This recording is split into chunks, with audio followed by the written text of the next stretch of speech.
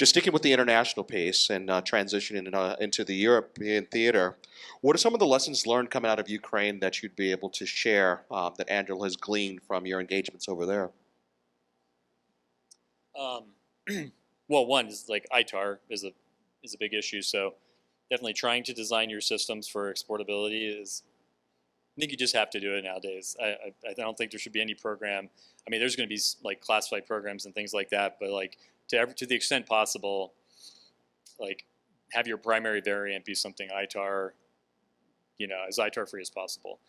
And then, if you have to add some sensors in or something like that, if you have a modular product and you have to add some sensors into it, integrated in, that take you to a different level, then that's another thing you can worry about. But yeah, so I think ITAR, keeping things ITAR free has helped us. And then I think to the point about user feedback, I mean, I think that's been a big piece of it. I mean, it's just that we've tried to respond rapidly to the user feedback, with our Altiuses and different things that we've provided. And so, yeah, when they say we have people on the ground, we have contingent, and when we get feedback, we roll that back into the product team, and we try to prioritize that because that was an important thing for us. So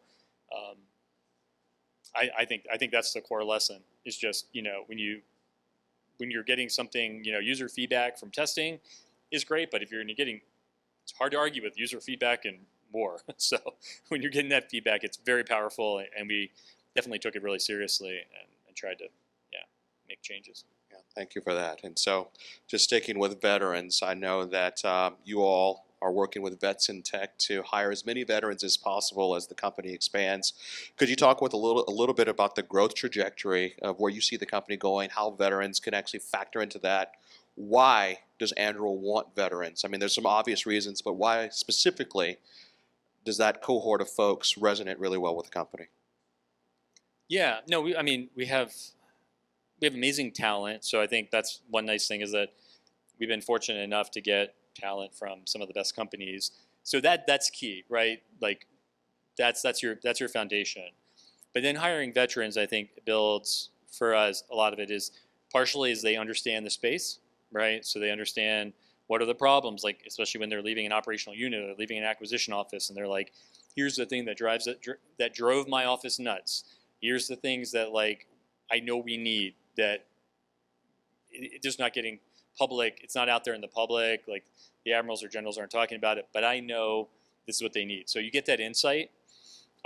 Sometimes they're very deep in tech because maybe they've been in the classified world, so they actually have a really good understanding of like what's commercially available, but they also understand like stuff that's being worked behind the scenes, and that's always helpful because some of that stuff is going to pop out at some point, and if you can leverage it or get involved, then you can make sure you're ready to integrate that if that's something that works for your platform.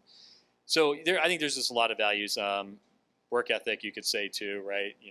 Military is generally used to, they'll surge as much as needed, and they're going to get the job done. So yeah, so I think there's a lot of benefits, but it's really that inherent knowledge. I don't think you can substitute that with somebody, but you still need the tech people too. So. Yeah, no question.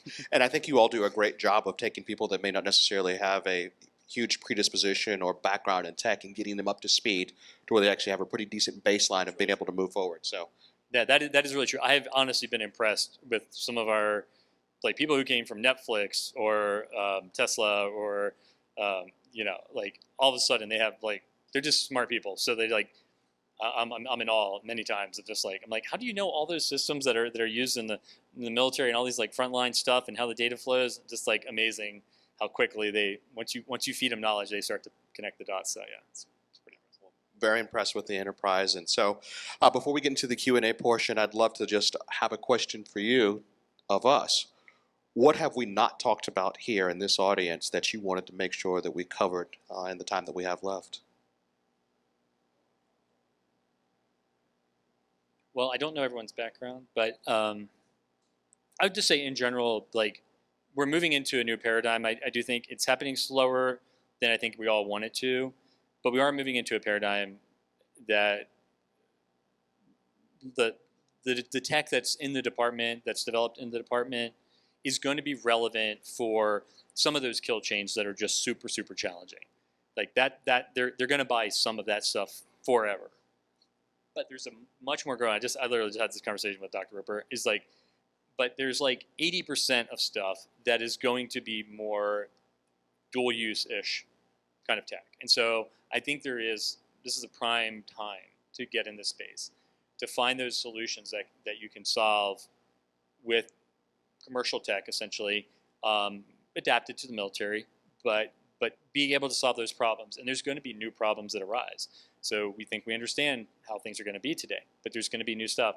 And so if you're poised and you're ready, when DoD does need that, they're going to come to the commercial sector first, because that's where the trend lines are going. That they need to reinforce FASA, reinforce commercial kind of preference, and if there's someone there that can support it, that's going to get picked up.